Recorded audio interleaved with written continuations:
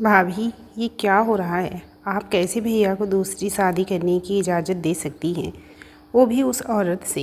हाँफते हुए प्रहलाद अपनी सारी बातें अपनी भाभी पूजा से कह देता है। पूजा रूंधे गले से, क्या हुआ प्रहलाद, किस औरत की बात कर रही हो? प्रहलाद कहता है, आपको कुछ भी नहीं पता। पूजा अपने आंसू पोंछते हुए धीमी आवाज़ में, तेरे भैया पुनर्विवाह कर रहे हैं, इसका तो मुझे पता है, पर किससे कर रहे हैं ये नहीं। प्रहलाद कहता है, भाभी, वो औरत एक डायन है, सिर्फ भैया के पैसों के लिए शादी कर रही है। वो कभी उन्हें या उनके परिवार को खुश नहीं रहने देगी, मैं जानता हूँ उसे। प्लीज़ आप मेरे साथ चलिए और किसी भी तरह से इस शादी को रुकवाइए। ये मुझे नहीं पता आप लोगों के बीच क्या हुआ है, वो कोई भी कारण हो, पर ये औरत आपके परिवार का हिस्सा नहीं हो सकती। भाभी, आपको मेरे साथ चलना ही होगा। पूजा कहती है, पर मैं उन्हें कैसे रोक सकती हूँ? सारी तैयारियाँ हो चुकी हैं, अब तो शायद फेरे भी शुरू हो गए हों। किस आधार पर मैं उन्हें कहूँ कि वो उस औरत से शादी ना करें? फिर मन में बुदबुदाते हुए, और शायद अधिकार से भी, प्रहलाद कहता है, आप तो चलो बस, उन्हें क्या कहना है वो मेरी जिम्मेदारी है। आप तो बस मेरी हाँ में हाँ मिला देना, जिससे उनका विश्वास पक्का हो जाए। वो औरत और उसका परिवार सब क्रिमिनल और ठग हैं, उन्हें मैं आज एक्सपोज करके ही रहूँगा। पूजा कहती है, ठीक है, मैं चलती हूँ।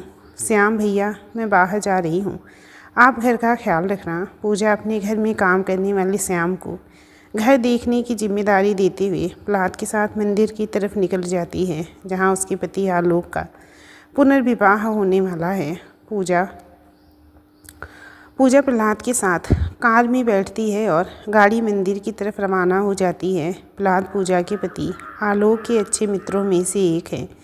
विवाह का कार्यक्रम शहर से बाहर करीब 40 किलोमीटर दूर सीता समाहित स्थल सीतामढ़ी मंदिर के मल्टीपर्पज़ हॉल में तय हुआ था। मंदिर दूर था। पूजा ने कार के शीशे नीचे किए और बाहर की ठंडी हवा का अनुभव लेने लगी। आज वो काफ़ी दिनों बाद घर से बाहर निकली थी। ठंडी हवा के झोंकों के साथ उसे अपने कॉलेज का पहला दिन और अपने पति आलोक के साथ अपनी पहली मुलाकात याद आ गई, जब उसने इलाहाबाद यूनिवर्सिटी का एंट्रेंस एग्ज़ाम क्लियर किया था और एडमिशन के लिए 14 दिन बाद उसे वहां जाना था। पूजा अपने पुराने दिनों में खो गई। इलाहाबाद यूनिवर्सिटी में मेरा पहला दिन। इस दिन के लिए मैं कई दिनों से तैयारियां कर रही थी। बचपन से एक ही तरह की यूनिफॉर्म से मुक्त, रोज़ बदल बदल कर अपने पसंद के कपड़े पहनना, खुद को सुंदर दिखने के लिए मैं पिछले 15 दिनों से 2 बार ब्यूटी पार्लर के चक्कर लगा चुकी थी। गेट के अंदर प्रवेश करते ही इतना बड़ा कैंपस देखकर समझ नहीं आ रहा था कहाँ जाना है। यहाँ वहाँ घूमती रही और घूम फिर कर फिर उसी जगह। तभी पीछे से आवाज़ आई, सुनो। मैंने पीछे मुड़ के देखा। एक लड़का हाथ में नोट्स लेकर खड़ा था। उसने कहा, फर्स्ट ईयर, न्यू एडमिशन। मैंने कहा, हाँ, मैं काफ़ी देर से देख रहा हूँ आप यहाँ वहाँ भटक रही हैं। आपको किसी से भी पूछ लेना चाहिए था। आप सीधे चली जाओ। वहाँ सामने बरगद के पेड़ की दाहिनी तरफ जो बिल्डिंग है वो प्रवेश भवन है। काउंसलिंग ऑफलाइन होगी और अपने सब्जेक्ट्स के चॉइस भरने होंगे। मेरिट के हिसाब से सीट मिलेगी। जल्दी जाइए, सारी औपचारिकताएं वहीं पूरी होंगी। समय भी बढ़ता जा रहा है। ये सुनने के बाद मैं बिना रुके तेज़ी से वहाँ के लिए निकल गई। फॉर्म भरने से लेकर डॉक्यूमेंट वेरिफिकेशन और फीस की सारी औपचारिकताएं पूरी होने में काफ़ी समय लग गया। मुझे लगा कि अगर उस लड़की ने मुझे रास्ता नहीं बताया होता तो शायद आज एडमिशन नहीं हो पाता। इन्हीं सब ख्यालों को मन में सोचते हुए मैं मेन गेट की तरफ वापस आ रही थी कि अचानक कुछ लड़कों ने मुझे पीछे से आकर घेर लिया और मुझसे दुनिया भर के सवाल जवाब करने लगे। मैं घबरा गई। शायद वो रैगिंग लेने की कोशिश कर रहे थे। मुझे कुछ समझ नहीं आया। मैं फूट फूट कर रोने लगी। तभी वहाँ वो लड़का आया जिसने मुझे सुबह रास्ता दिखाया था। उसने मुझे चुप कराया और उन्हें जाने को कहा। मैंने खुद पर संयम पाया और खुद को शांत किया।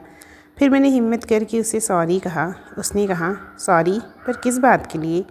मैंने कहा, आपने मुझे सुबह एडमिशन हॉल का पता बताया और मैंने आपको थैंक्स भी नहीं कहा, इसीलिए। अरे कोई बात नहीं। वैसे तुम्हारा नाम क्या है? मैंने अपना नाम बताया, पूजा। एडमिशन की सारी औपचारिकताएं पूरी हो गई? मैंने कहा, हाँ। उसने कहा कि अब तुम जा सकती हो। घबराने की ज़रूरत नहीं है, कोई समस्या हो तो मुझे बता देना। मैं बिना वक्त गंवाए वहाँ से निकल गई। घर पहुँची तो वहाँ सभी खुश थे। शाम को बातें करने के बाद रात में जब बिस्तर पर सोने गई तो मुझे उस लड़के का ख्याल आया और मैंने उसे मन ही मन दोबारा थैंक्स कहा। मैं दूसरे दिन कॉलेज गई तो बीते कल की बातों को लेकर मेरे मन में डर था। वहाँ मेरी मुलाकात तन्वी से हुई। वो भी मेरी तरह रैगिंग को लेकर काफ़ी डरी हुई थी। हम दोनों क्लासेस कहाँ लगेंगी पता करते घूमते रहे। अचानक किसी ने बताया कि कॉमन हॉल में आज क्लास लग सकती है। हम सब बिना वक्त गंवाए कॉमन हॉल पहुँच गए। हमारी ही तरह पहले से ही वहाँ कई स्टूडेंट बैठे हुए टीचर्स का इंतज़ार कर रहे थे। तभी वहाँ 2 अध्यापक आए। हम सभी ने खड़े होकर उनका अभिवादन किया। उन्होंने बैठने को भी नहीं कहा, बल्कि हम सबको एक एक करके सामने आकर अपनी प्रतिभा का प्रदर्शन करने को कहा। जैसे किसी को गाने को तो किसी को नाचने। थोड़ी ही देर में क्लासरूम की हालत देखकर हम समझ चुके थे कि हम सीनियर्स के बीच फंस चुके हैं। वो कोई अध्यापक नहीं है। उन लड़कों ने हमें बहुत देर तक उलझाए रखा, पता नहीं क्यों। पर आज मुझ में हिम्मत ना जाने कहाँ से पैदा हो गई थी कि उनके हर सवाल का मैंने जवाब दिया। तन्वी लगातार उनके द्वारा किए जा रहे सवाल जवाब से परेशान होकर रोने लगी थी। उन लोगों के जाने के बाद मैं तन्वी को चाय के लिए कैंटीन ले गई, पर हाय रे किस्मत कि ऑर्डर कहते ही फिर 2 सिरफिरे वहाँ आ गए और परेशान करने लगी। तन्वी को दोबारा रोता देख मुझे बेहद गुस्सा आया। वो हम दोनों को कुछ कहते उससे पहले ही मैंने उन्हें कह दिया कि मैं यहाँ की डीएसपी की बेटी हूँ और तुम लोगों ने अब ज़रा भी हमें परेशान किया तो फिर जो होगा उसके ज़िम्मेदार तुम ही लोग होगी। ऐसा सुनने के बाद उन्होंने बिना कुछ कहे निकल जाना ही सही समझा। चाय पीने के बाद जब मैंने बिल दिया तो कैंटीन वालों ने बताया कि हमारा बिल दिया जा चुका है। मेरे ये पूछने पर कि किसने भरा बिल, कैंटीन वाले ने कॉर्नर पे बैठे एक लड़की की तरफ इशारा किया। मैंने देखा कि ये तो वही लड़का है जिसने कल मेरी मदद की थी। मैं उसके पास गई और मैं उससे कुछ कह पाती। उसने मुस्कुराते हुए कहा कि मुझे पता नहीं था कि तुम यहाँ के डीएसपी की बेटी हो। पापा से पूछना पड़ेगा कि उन्होंने मुझे कभी अपनी दूसरी बेटी के बारे में बताया क्यों नहीं। मैंने कहा तो आपके पापा डीएसपी? उन्होंने हाँ में सिर हिलाया। ऐसा सुनते ही मुझे हंसी आ गई और शर्म भी महसूस हुई। वो भी हंसने लगा। मैंने उससे कहा कि आपको हमारी चाय का बिल नहीं देना चाहिए था। उसने कहा कोई बात नहीं, आप कभी भी मुझे चाय कैंटीन में पिलाकर हिसाब बराबर कर सकती हैं। मैंने तन्वी को इशारे से उसी तरफ बुला लिया। मैंने उसे बताया कि हम दोनों यहाँ पर आज काफ़ी परेशान हो चुके हैं। उसने कहा कि घबराने की बात नहीं है, यहाँ के प्रशासन के पास खबर जा चुकी है, कल से माहौल बदल जाएगा। पर इन सब बातों के बीच मैं उनके बारे में पूछना तो भूल ही गई। जैसे उसने कहा था वैसे ही हुआ। अगले दिन कैंपस के माहौल में काफ़ी अंतर आ गया था। हमारी नियमित कक्षाएं चलने लगी। हमें बताया गया था कि पहले वर्ष में हम लोगों को सबसे ज़्यादा मेहनत करनी पड़ेगी, तो मैं मन लगा कर पढ़ने लगी। ऐसे ही 4 महीने बीत गए। यहाँ फ्रेशर पार्टी की तैयारियाँ होने लगी। जनवरी में फ्रेशर कम फेयरवेल पार्टी का शेड्यूल तय हो चुका था। अचानक एक दिन वो लड़का मुझे कॉलेज कैंटीन में फिर दिख गया। मैं उसके पास गई और मैंने उससे पूछा, अरे कहाँ थे इतने दिन, ईद का चांद हो गए। उसने सिर उठाकर मेरी तरफ देखा और कहा, बैठो, क्या बात है, आज हिसाब बराबर करने आई हो? मैंने हंसकर कहा, नहीं, पर आप दिखे नहीं इतने दिनों से। ओह सॉरी, मैंने आपका नाम ही नहीं पूछा। और पढ़ते कहाँ हो आप?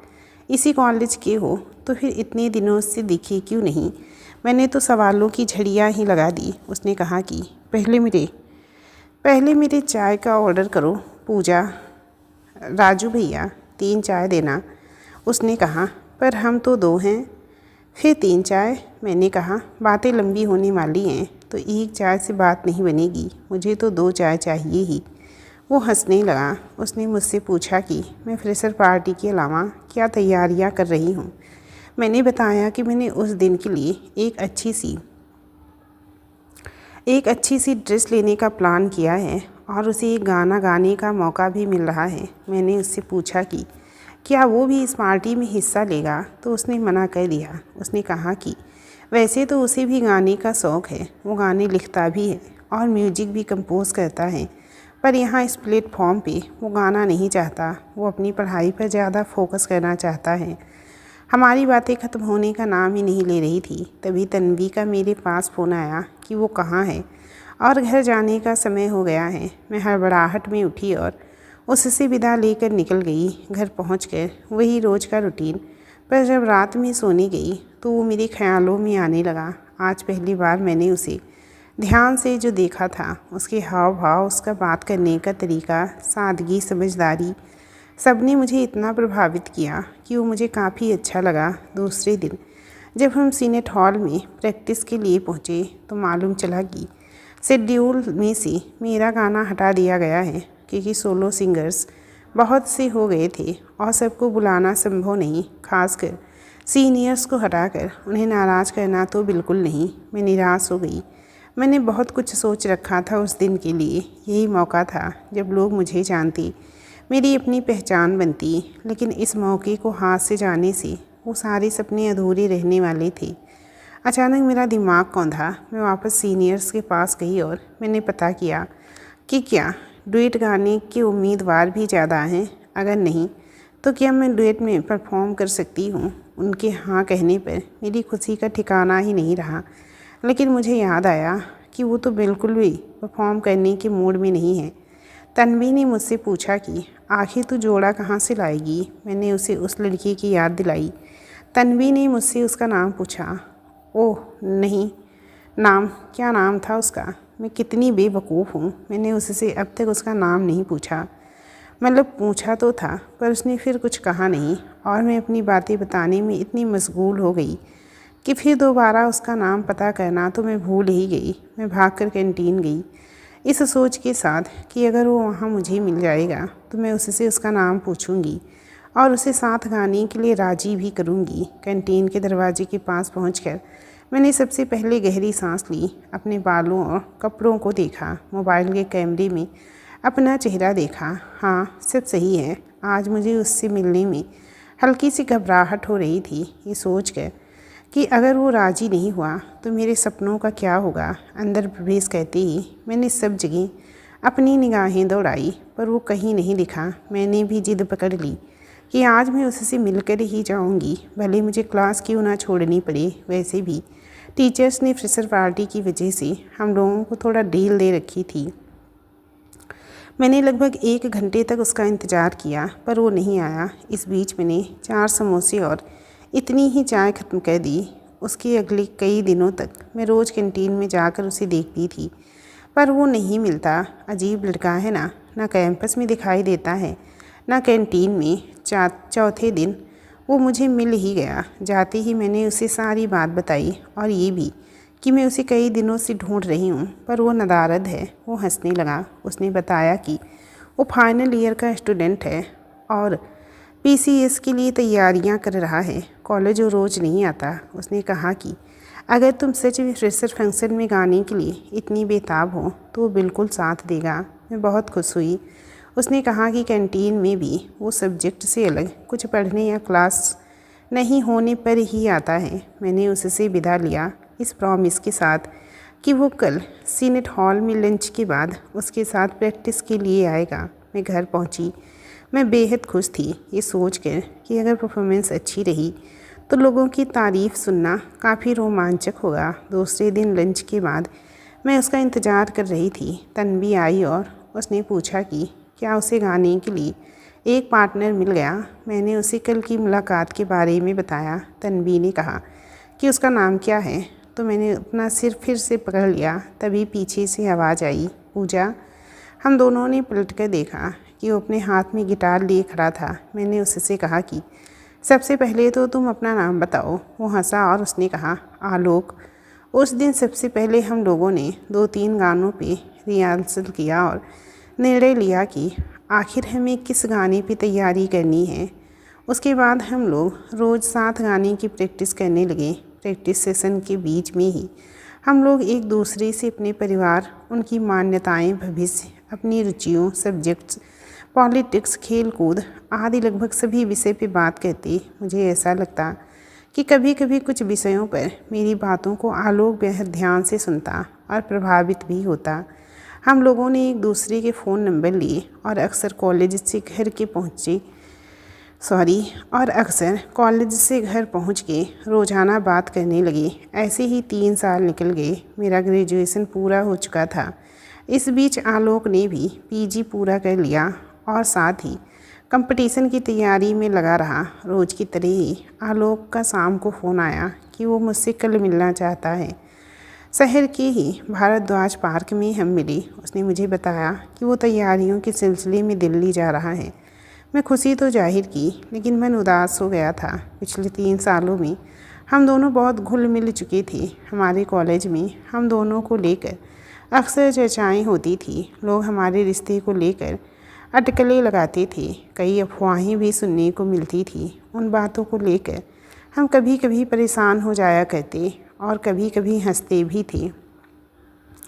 हालांकि हम दोनों ही एक दूसरे को पसंद करने लगे थे, लेकिन कभी हम दोनों में से किसी ने भी इतने समय में अपनी भावनाएं जाहिर नहीं की। लेकिन आज आलोक ने जब मेरा हाथ पकड़ा तो मेरे शरीर में सिरहन सी हुई। ऐसा नहीं कि उसने पहले कभी मेरा हाथ न पकड़ा हो, पर आज जब उसने मुझे छुआ तो अलग सा लगा। मैंने घबरा कर हाथ खींच लिया और इधर उधर देखने लगी कि कहीं कोई देख तो नहीं रहा। उसने दोबारा मेरी हथेलियों को थाम लिया। मेरी सांसें जैसे रुक सी गई और मेरी धड़कनें तेज़ हो गई। दिमाग पूरी तरह से बंद सा हो गया। आलोक ने पूजा के झुके हुए चेहरे को अपनी हथेली से ऊपर उठाते हुए कहा, पूजा, मैंने जब तुम्हें पहली बार यूनिवर्सिटी में देखा तभी से मैं तुम्हें पसंद करने लगा था। उसके बाद जैसे जैसे मुलाकातें बढ़ती गई और मैंने तुम्हें जाना, मेरा प्यार तुम्हारे लिए दिन पर दिन बढ़ता ही गया। कई बार मन में विचार आया कि तुम्हें अपने दिल की बात कह दूं, लेकिन तुम्हें खो देने के डर से कभी हिम्मत ही नहीं कर पाया। आज बहुत हिम्मत करके तुम्हें अपने दिल की बात कह रहा हूँ। जितना तुम घबरा रही हो उससे कहीं ज़्यादा मुझे घबराहट हो रही है। मुझे माफ़ करना। शायद आज ये इसीलिए भी ज़रूरी था क्योंकि मैं इस शहर से जा रहा हूँ। इन तैयारियों में कितना वक्त लगेगा पता नहीं। इस बीच तुम्हारे घर पर भी शादी को लेकर चर्चाएं होने लगेंगी, लेकिन अगर तुम्हारे दिल में मेरे लिए भी उतना ही प्यार है तो क्या तुम मेरा इंतज़ार करोगी? मैं उसकी बातें सुनकर रोने लगी। आलोक घबरा गया और उसने कहा, सुनो पूजा, मुझे माफ़ कर देना। भूल जाना कि मैंने तुम्हें ऐसा कहा था, लेकिन मेरे जीवन से दूर नहीं जाना।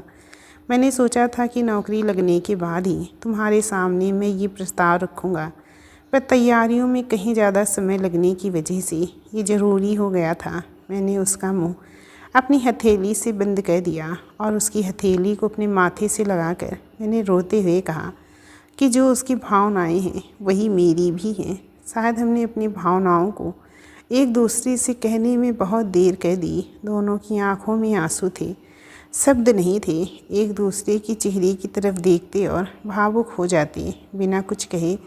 उस दिन मैं वहाँ से चली आई। घर आकर मैं रात भर उस मुलाकात के बारे में सोचती रही और कब सुबह हो गई मुझे पता ही नहीं चला। सुबह जब माँ ने चेहरा थपथपाया तो आंखें खुली। ऐसे किस तरह बैठे बैठे सो रही थी और ये आँखों में सूजन से क्यों लग रही है?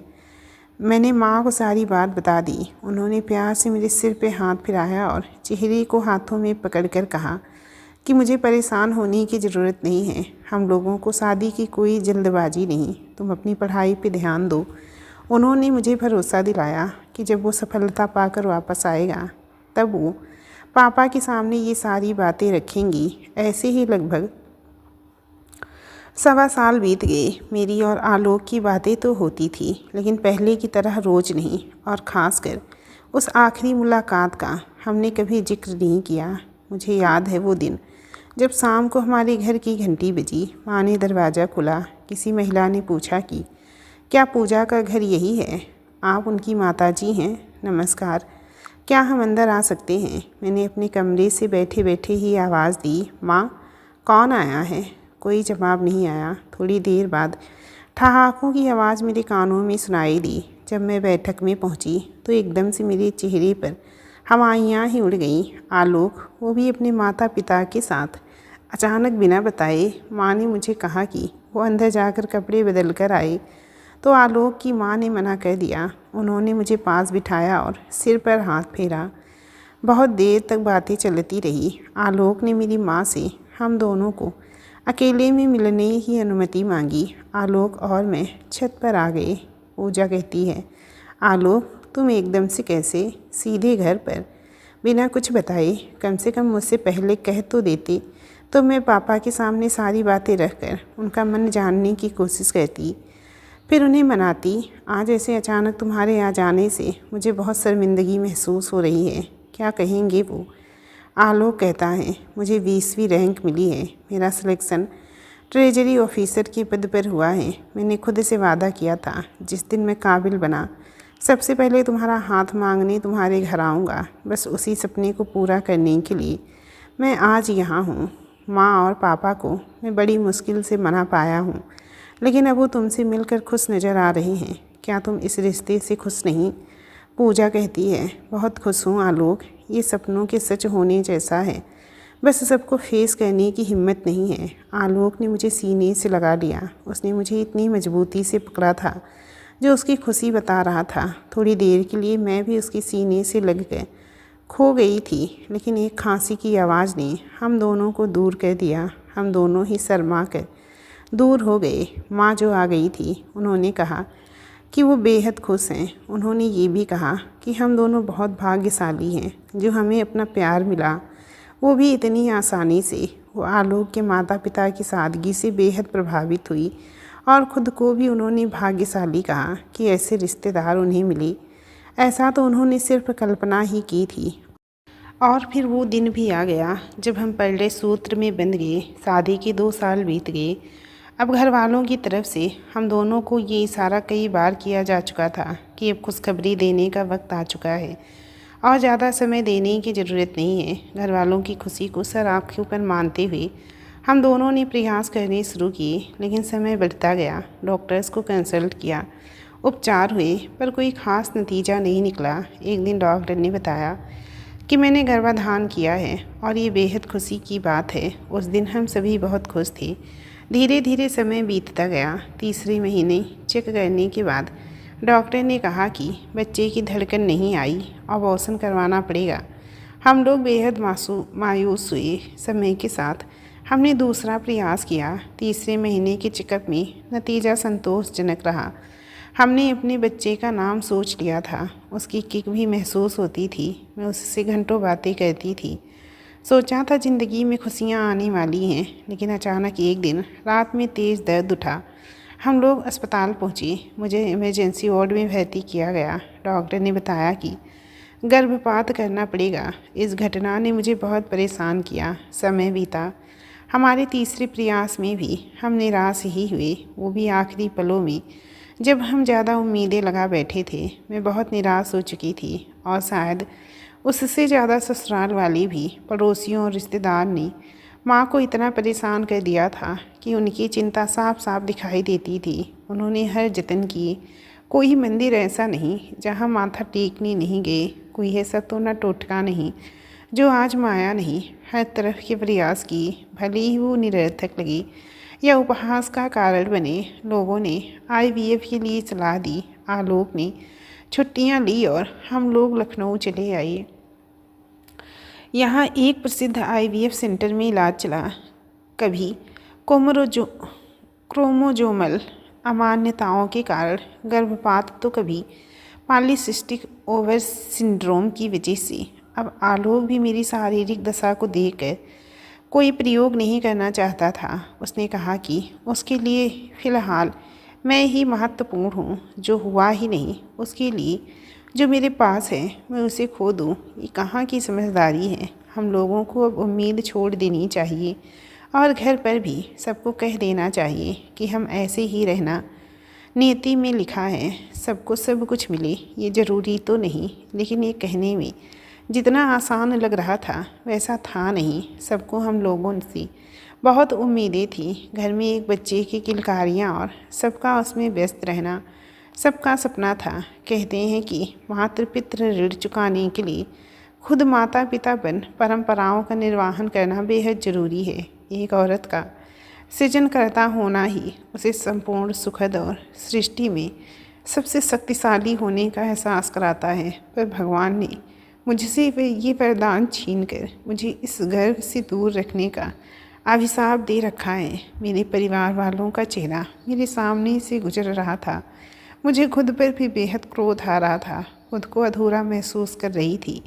लोगों की सहानुभूति और अफसोस जाहिर करना मुझे बेहद बुरा लग रहा था। परिवार में आए इस दुख के लिए खुद को कोस रही थी। मैं कई दिनों तक सोचती रही और अब मैंने निर्णय ले लिया था, हाँ यही सही रहेगा। अपनी कमियों की वजह से मैं उन्हें उनके हिस्से की खुशियों से क्यों वंचित रहने दूँ। उस रात मैंने आलोक से कहा कि वो दूसरी शादी कर ले।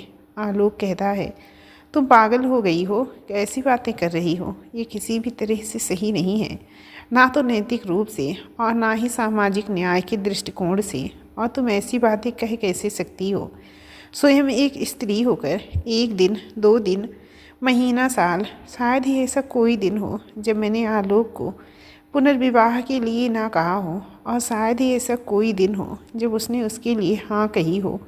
पर एक दिन अचानक आलोक ने वो कहा जिसके लिए मैं काफ़ी लंबे समय से खुद को तैयार कर चुकी थी। आलोक ने कहा, पूजा, मैंने मन बना लिया है और माँ पापा को भी राज़ी कर लिया है कि मैं दोबारा शादी कर लूँ। एक रिश्तेदार ने एक रिश्ते की बात बताई है। कल हम लोग वहाँ जाएंगे। अगर सब सही रहा तो 3-4 दिनों में किसी मंदिर में विवाह की तैयारियाँ कर लेंगे। लेकिन इन सब के बीच मैं तुम्हारे निर्णय को दोबारा सुनना चाहता हूँ। आखिरी निर्णय, क्योंकि ये तुम्हारे और हमारे भविष्य से जुड़ा है। क्या तुम अब भी इस विवाह के पक्ष में हो? पूजा कहती है, हाँ आलोक, मैं बेहद खुश हूँ। मैं बहुत पहले ही निश्चय कर चुकी थी और ये अटल है।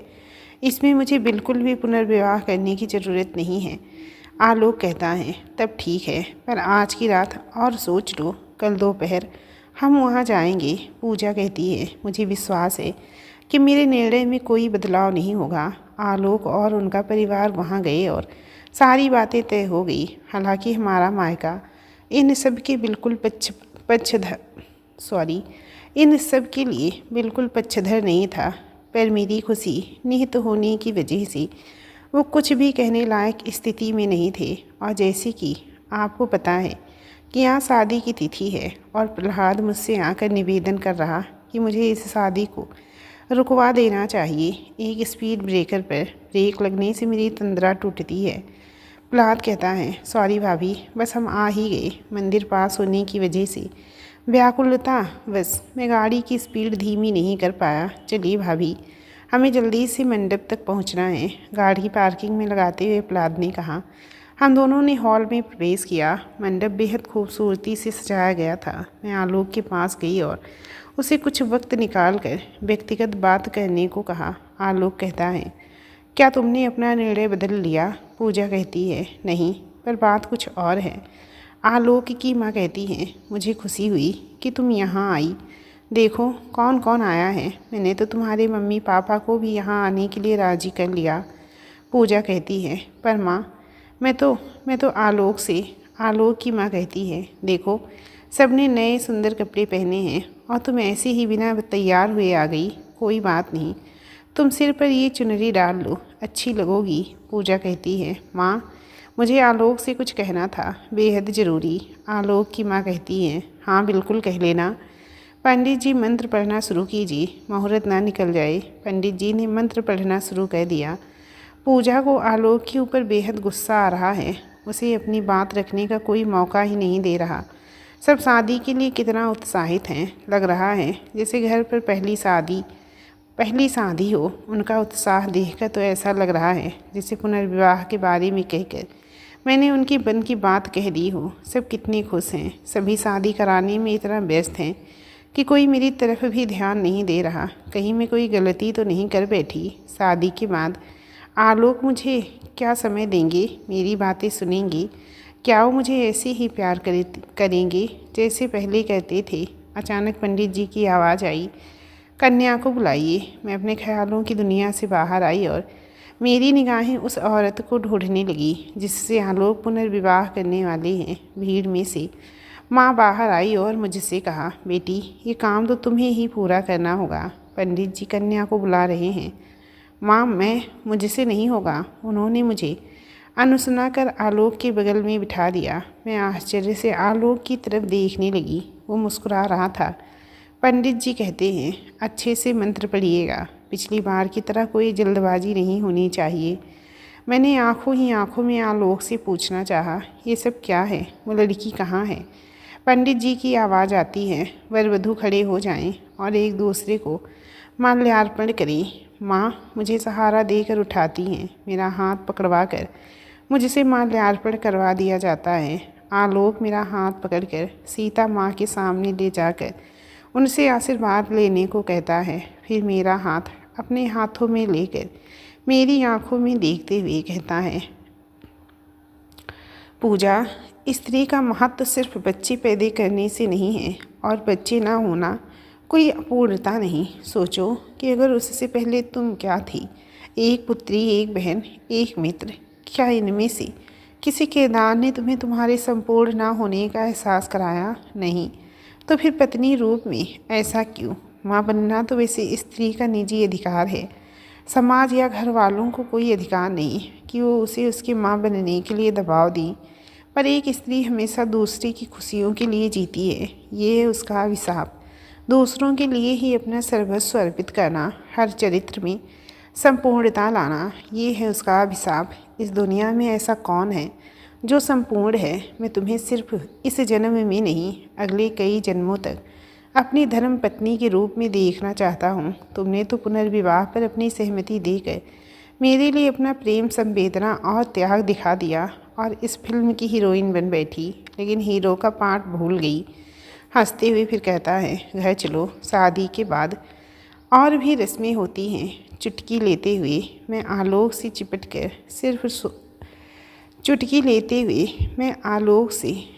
चिपट कर सिर्फ रोती रही और सोचती रही कि मैं कितनी भाग्यशाली हूँ। दोस्तों, ये कहानी आप लोगों को कैसी लगी?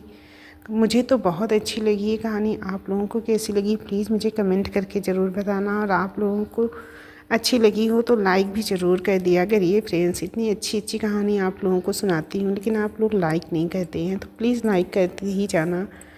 और चैनल पर न्यू है, अभी तक सब्सक्राइब नहीं किया तो प्लीज़ फ्रेंड्स सब्सक्राइब भी कर लेना।